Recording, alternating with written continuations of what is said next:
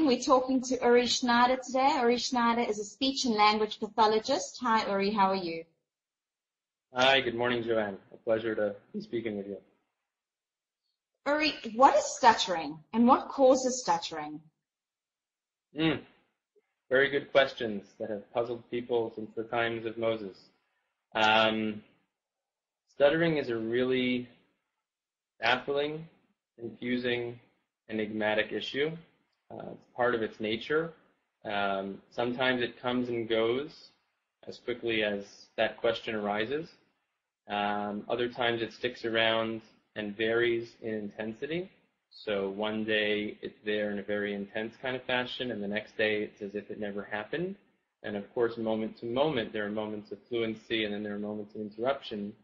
And for that reason, it's very confusing. It's very different than, cerebral palsy or a person who has had a stroke. And the issue they deal with is consistent and chronic in its presentation. And therefore, they learn to deal with it and expect it. And one of the things about stuttering is for young kids, parents are wondering, is it going to stick around or is it not going to stick around?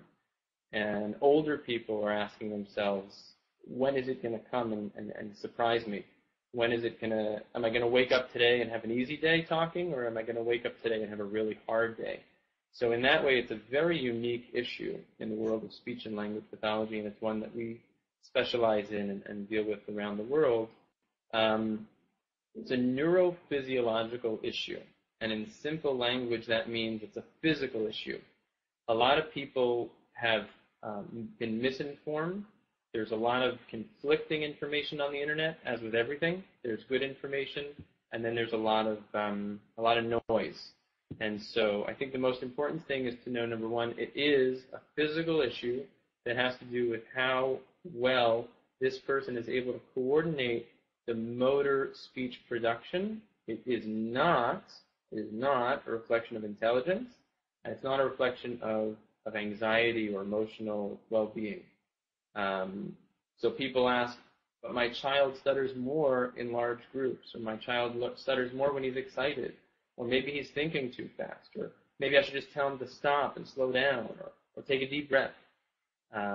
It's really important to remember it's a physical issue, most similar to asthma, where a person breathes just fine most of the time, but then there are triggers that set off the respiratory system in a way that it suddenly doesn't work as it does at other times. And with stuttering, it's those things, those triggers, that are sometimes the things that people mistake as the cause. So in moments of nervousness, in large crowds, at moments of excitement, or at moments of fatigue, stuttering may wax or wane, and that's in response to that trigger. But the fundamental issue, the root issue, is a physical issue that children are typically born with, and it affects 5 out of 100 children. And is stuttering more prevalent in certain sexes? There is more prevalence of stuttering in boys relative to girls. But the other really important statistic that I think is important for parents and people who are concerned with this issue is, as I said a moment ago, 5 out of 100 children stutter for 6 months or more. Many more children stutter for less than 6 months, for a week, for a month, for 4 months. Okay, but 5 out of 100 stutter for 6 months or more. Only 1 out of 100 adults stutter.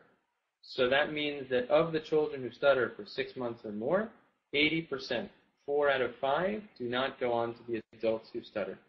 And related to our last interview, the issue of stuttering is something that's prevalent in the time of speech and language development. That's the time that we most typically see it emerge, and we see the onset of it. And for most kids, again, they grow out of it. For others, it sticks around. And the question of when to treat and what to do, that's really most important question. So as a parent, what can I do to help my child if I can see that they're stuttering? Good question. There are a couple of do's and there are a couple of don'ts that any parent can do on their own. And then there are a couple of guidelines in terms of when to look for help and where to look for it. So a couple of do's are you really want to focus on the communication. Communication is the way we connect through spoken word and through expression of our body and our hands and our face. And a parent and child, the most important connection is the connection through communication. One of the dangers of stuttering is that it distracts and takes all the energy away from the content and the quality of the interaction, and puts all the focus on how the words are coming out. So I think the most important thing for a parent is to really try their best, and it's not easy, but to try their best to really focus on what the child is saying and to respond to what the child is saying and asking or telling or calling attention or noticing, and join the child in their exploration and wonder with the world. That's number one. So for the child to feel that the adult is listening to them. Number two, giving the child quality time where they can expect that they have the parents' full attention.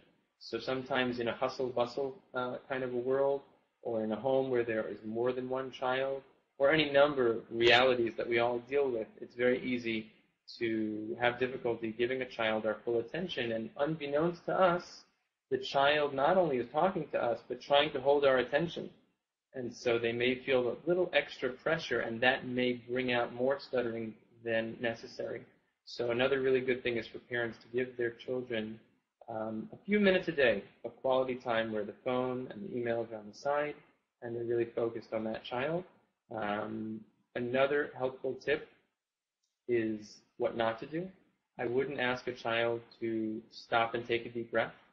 It's not necessary, and it may develop a habit that may be counterproductive. And the other idea of telling a child to stop and slow down, I would stay away from that, and instead I would suggest the following.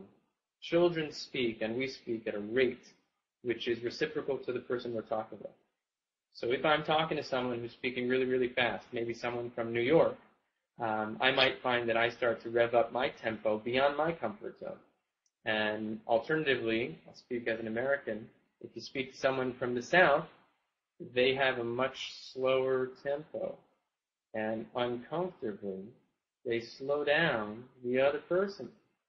So with your child, the best way to help them slow down is for you or your adult interaction with the child to really moderate their tempo. And stay away from telling the child how to speak and what they can do, but think about some things you can do in the environment and in your style. And a really good book I like to recommend is How to Talk So Kids Will Listen, and Listen So Kids Will Talk. It's by an author, Faber and Maslish, and you can find it on Barnes & Noble, or Amazon, or any good bookseller. And it's been translated into multiple languages around the world. Ori, is it possible to get therapy as an adult for stuttering?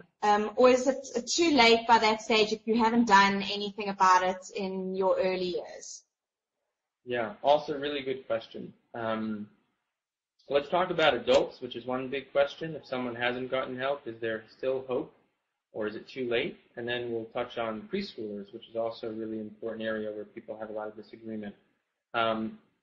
There's always hope.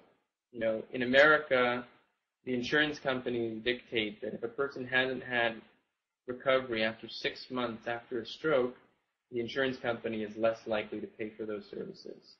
And our experience has shown us that there's still hope after 6 months, and we've seen incredible things happen after 6 months. So I would encourage anyone who's dealing with this issue as an adult to recognize that, you know, how you've dealt with it in the past and what kind of limitations or choices or experiences or just bad, disappointing experiences with therapy you may have had in the past shouldn't prevent the opportunity to explore and look for different promising opportunities that may exist with speech therapy or with support groups, talking to other people who stutter, which are happening around the world, can be found on Facebook and online. A couple of good resources are stuttertalk.com, which is a website by a speech therapist who stutters, who interviews experts and people who stutter from around the world.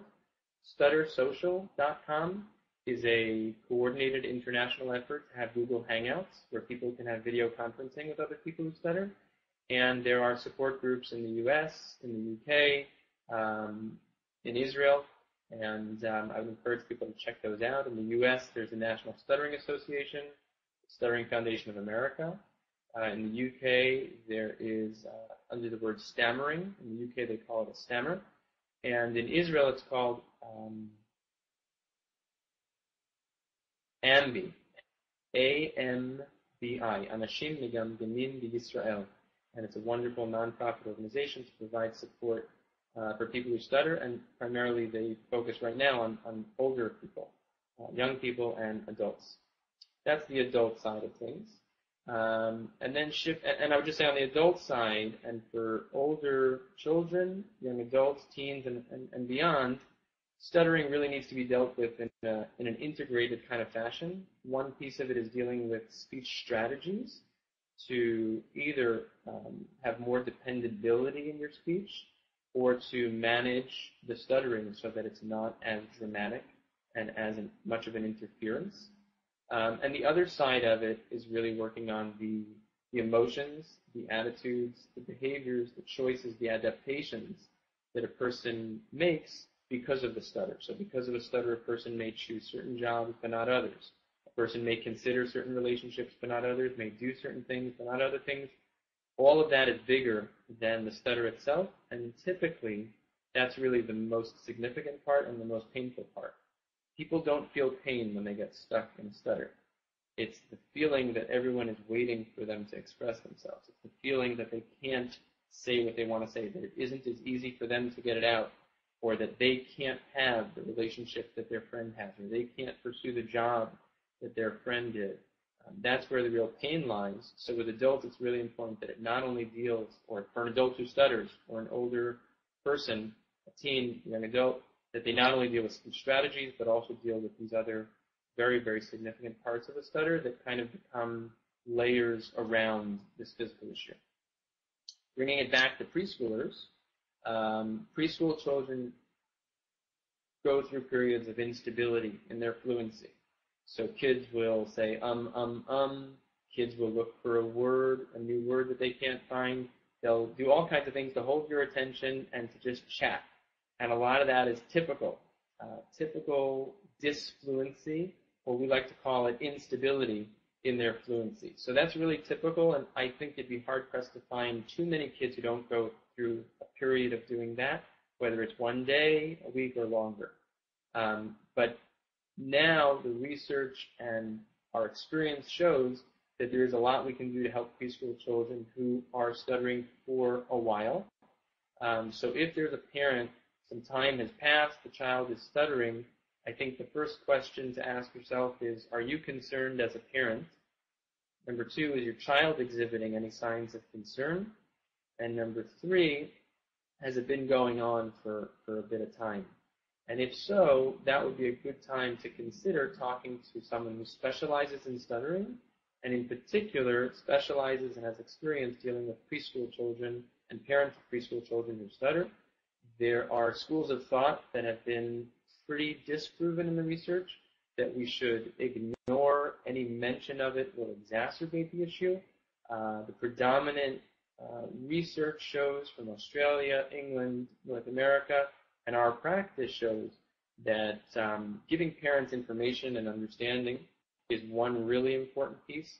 Giving parents things that they can do is also really good for a parent who feels like they're just standing by and watching their child go through something very difficult.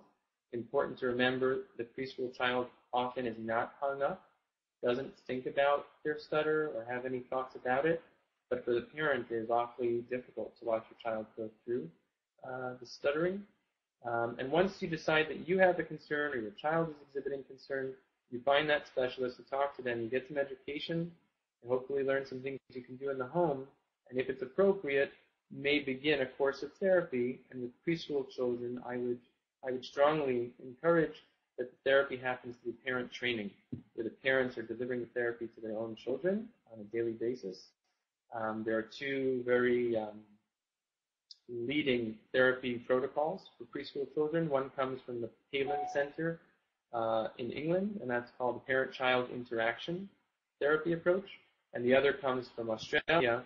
It's called the Lidcombe approach, Lidcombe. And those are two approaches that you might want to look for if you're looking for help for your preschooler. Thank you, Uri. Thank you so much for talking to me today. Pleasure. Nice talking to you, Joanne.